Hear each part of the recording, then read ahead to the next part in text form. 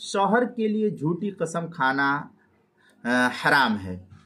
حرمت مساحرت کے معاملے میں اگر شوہر کو عورت کے دعوے کا صحیح ہونے کا گمان غالب ہو تو اس دعوے کا انکار کرنا اور انکار پر جھوٹی قسم کھانا اس کے لیے قطعاً حرام اور ناجائز ہے۔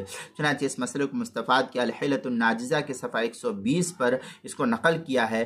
آگے جو ہے صحیح بخاری میں عبداللہ بن عمر رضی اللہ تعالیٰ عنہ عن نبی صلی اللہ علیہ وسلم قال الکبائر الاشراک باللہ وعقوق الوالدین وقتل النفس والیمین الغموس۔ اس طریقے کی عبارت صحیح بخاری کتاب الایمان والنذور باب الیمین الغموس جلد نمبر 2 صفحہ نمبر 987 حدیث نمبر 6419 جو ہندی نسخہ اس کے اندر۔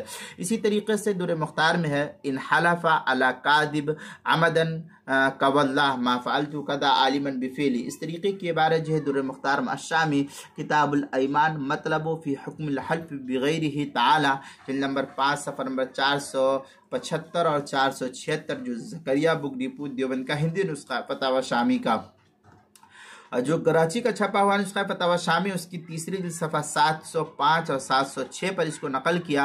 مرقات المفاتیح میں ہے الیمین الغموس الذی یغمس صاحبہ فی الاثم ثم فی النار۔